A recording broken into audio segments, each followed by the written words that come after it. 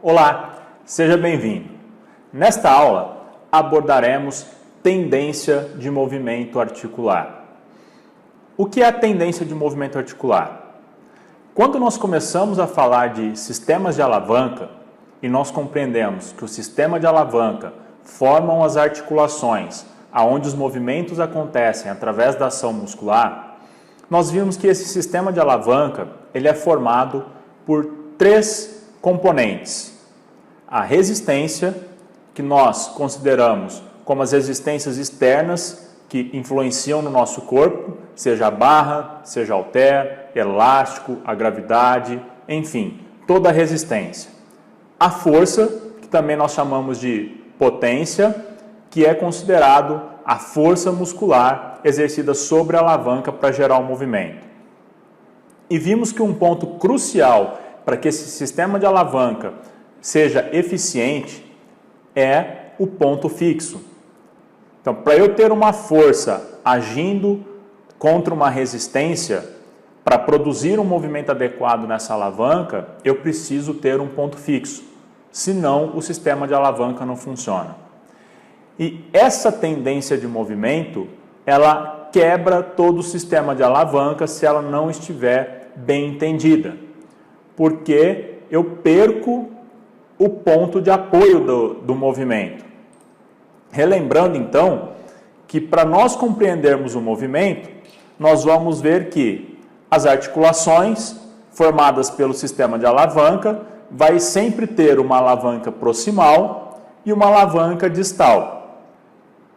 Para gerar movimento nessa articulação, um músculo sempre tem que estar preso em alavancas diferentes.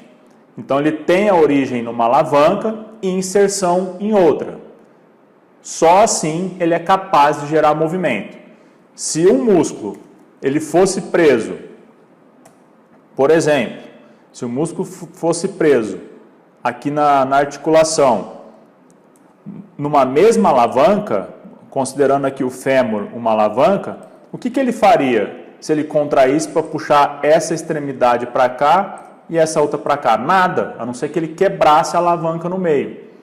Então, o músculo ele sempre vai precisar se inserir em duas alavancas para produzir um movimento. Partindo daí, nós vamos entender que no nosso corpo humano, essas alavancas, elas possuem características diferentes. Os nossos ossos não são todos iguais. E uma das coisas ao qual ele se difere é em relação a peso.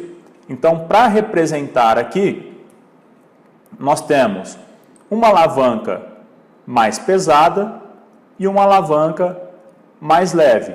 E o músculo ligado a essas duas alavancas. Considerando essa alavanca mais pesada, vamos pegar uma articulação para dar esse exemplo. Aqui, esse barril ele pode representar o nosso húmero, enquanto esse jarro representa a escápula. Quando eu venho aqui no músculo e dou um estímulo nesse músculo, ele vai puxar essas extremidades ao centro.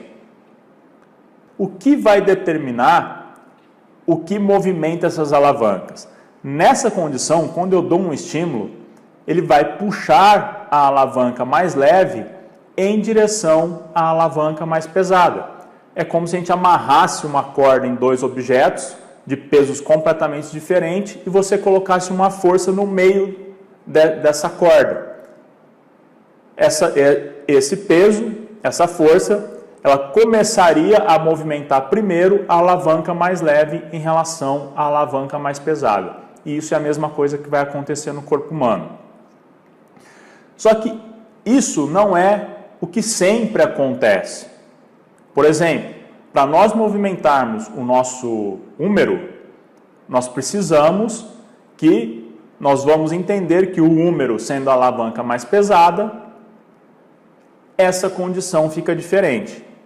E aí o que acontece é que, para a alavanca leve ficar parada, eu preciso que ela seja estabilizada, que ela seja amarrada.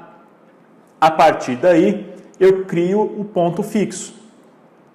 Na situação anterior, pelo fato da alavanca a gente ter comparado só em relação ao peso, o peso maior cria como se fosse um ponto fixo para que o ponto leve se movimentasse, até o momento em que a força fosse capaz de movimentar os dois pontos. Mas até que essa força não fosse capaz, o ponto pesado representaria um ponto fixo. Aqui, para o pesado não fazer movimento nenhum, eu preciso começar estabilizando o lado mais leve. Então, quando eu dou um estímulo nessa musculatura agora, eu tenho aqui um lado mais estável e o outro menos estável. Aí o meu músculo vai fazer com que o menos estável se movimente em direção ao mais estável. Entendemos aqui a importância da atuação muscular como estabilizadores.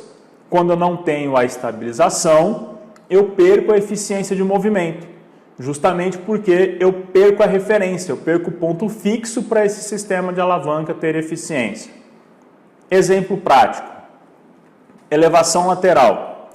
Então, o nosso objetivo aqui é movimentar, pegar aqui o deltoide, fazer uma abdução, elevar o meu húmero está aqui, o objetivo é trazer ele aqui para cima, fazer a abdução. Para isso acontecer, o deltoide ele tem que puxar o meu húmero para cá, nessa direção. Então, esse é o movimento desejado. Tem aqui, o movimento desejado. A tendência de movimento é que a estrutura mais leve, então eu vou pegar aqui a estrutura mais leve, que é a escápula. Aqui nós vemos a escápula. E aqui nós vemos a inserção muscular.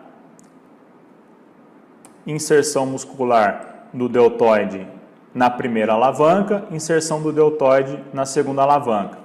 Do lado de cá, o deltoide ele tem que levantar o meu húmero, o rádio, a una, os ossos da mão, mais o peso que eu estiver segurando. Do outro lado, ele tem a escápula.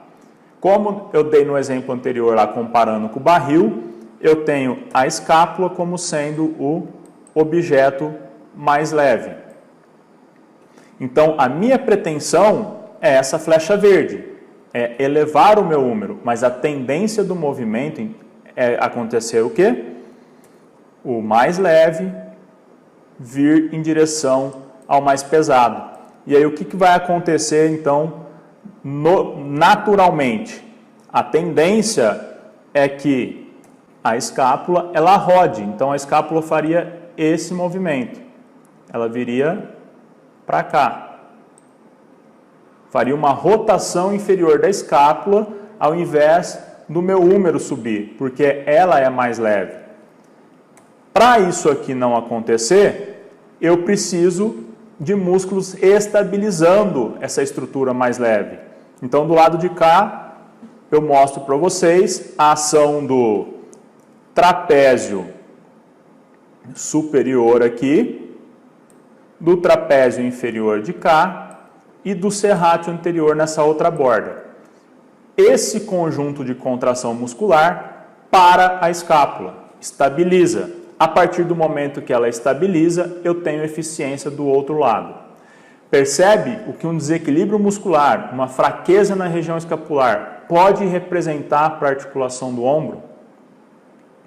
Lembra lá em relação força-comprimento que eu falei se esse desequilíbrio acontecesse e a escápula girasse em rotação inferior, isso diminuiria a relação força-comprimento do deltoide e afetaria o seu trabalho?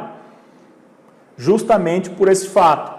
Existe essa tendência da escápula girar quando o deltoide contrai. E aí, se eu não consigo enxergar esse fator, às vezes eu vou encontrar um cliente que tem limitação de movimento de abdução do ombro e o problema não é por falta de força do deltoide, e sim por falta de estabilização da escápula, que é a alavanca mais leve. E se eu não identifico, eu começo a tentar aumentar o peso para fortalecer mais o deltoide, e quanto mais eu fortaleço o deltoide sem estabilização, maior é a tendência da escápula girar em rotação inferior. E aí o estrago está feito. Outro exemplo.